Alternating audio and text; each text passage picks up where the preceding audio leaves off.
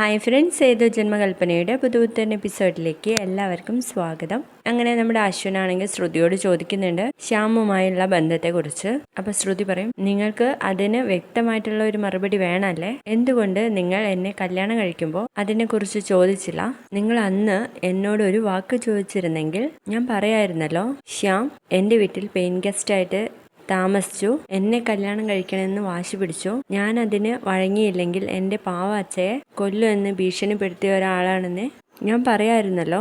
എൻ്റെ ചേച്ചിയെക്കാളും ഞാൻ ഇന്ന് ഇഷ്ടപ്പെടുന്ന അഞ്ജലി ചേച്ചിയുടെ ഭർത്താവാണെന്ന് അറിഞ്ഞിട്ടും എല്ലാം ഉള്ളിലൊതുക്കി ആരോടും ഒന്നും പറയാൻ പറ്റാതെ ചിരിച്ചു കളിച്ച് നടന്നിരുന്നത് എന്തിനാണെന്ന് നിങ്ങൾ എന്നോട് അന്ന് ചോദിച്ചിരുന്നെങ്കിൽ ഇത്രയും ദുഷ്ടനായിട്ടുള്ള ഒരാളാണ് നിങ്ങളുടെ സഹോദരി ഭർത്താവ് എന്ന് ഞാൻ പറയായിരുന്നല്ലോ. നിങ്ങൾ എന്തുകൊണ്ട് എന്നോട് ഇതൊന്നും ചോദിച്ചില്ല എന്നങ്ങ് പറയുന്ന സമയത്ത് നമ്മുടെ അശ്വനാണെങ്കിൽ, നിനക്ക് തോന്നുന്നുണ്ടോ ഈ കള്ളക്കഥ ഞാൻ അന്നും ഇന്നും വിശ്വസിക്കുമെന്ന്?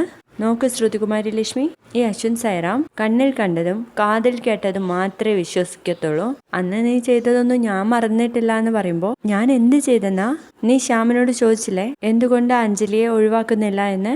എന്നിട്ട് അയാളെ ഹഗ് ചെയ്തില്ലേ? ഇത് രണ്ടും നീ ചെയ്തത് തന്നെയാ? എല്ലാന്ന് പ്രൂവ് ചെയ്യാൻ നിന്റെ കയ്യിൽ വല്ല തെളിവുണ്ടോ എന്ന് ചോദിക്കാട്ടോ.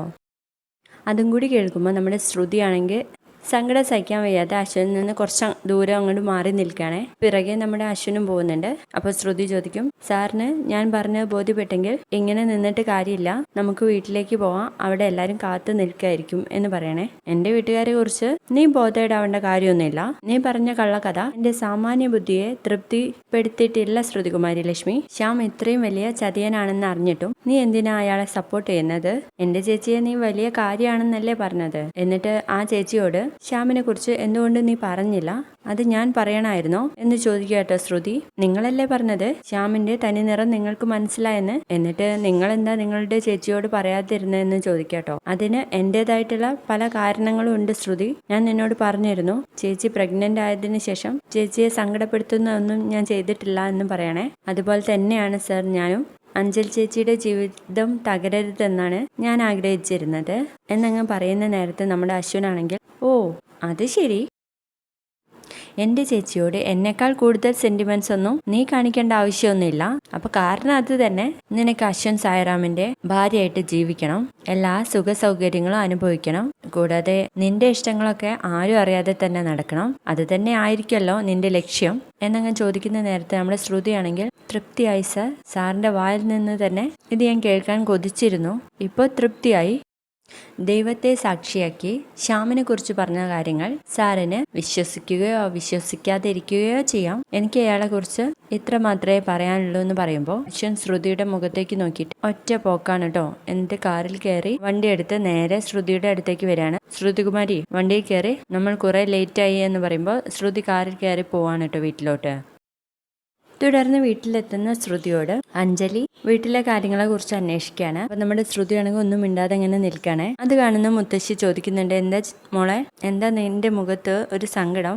ഒന്നുമില്ല മുത്തശ്ശി, ഒരാഴ്ച അവിടെ നിന്നെങ്കിലും ഇദ്ദേഹത്തിന് നല്ല ജോലി തിരക്കായിരുന്നു, അതുകൊണ്ടാ ഒന്നും പറയാനില്ലാത്തതെന്ന് പറയണേ. അപ്പോഴേക്കും അഞ്ജലി പറയുന്നുണ്ട്, എനിക്ക് അങ്ങനെയല്ല തോന്നുന്നത്, ഒരാഴ്ച നിന്നപ്പോഴേക്കും കുഞ്ഞന്റെ മുഖത്ത് എന്തൊക്കെയോ മാറ്റങ്ങൾ വന്നു, മുഖമൊക്കെ വല്ലാണ്ട് തുടുത്ത് നിറം വെച്ച പോലെ എന്നങ്ങ് പറയുന്ന നേരത്തെ നമ്മുടെ മനോരമയാണെങ്കിൽ പറയുന്നുണ്ട്, അഞ്ജലി ബേബിക്ക് അങ്ങനെയാണോ തോന്നിയത്? എനിക്ക് തോന്നുന്നത് അശ്വിൻ ബേബി ആക്കിയ ഡാർക്കായ പോലെയാണ്. അവിടെ നിന്ന് ആരും നിന്നെ ശ്രദ്ധിച്ചിരുന്നില്ലേ അശ്വിൻ ബേബി എന്ന് ചോദിക്കുമ്പോഴേക്കും നമ്മുടെ ശ്യാം അങ്ങ് എത്താണ് കേട്ടോ. മണവാളനും മണവാട്ടിയും എത്തിയോ?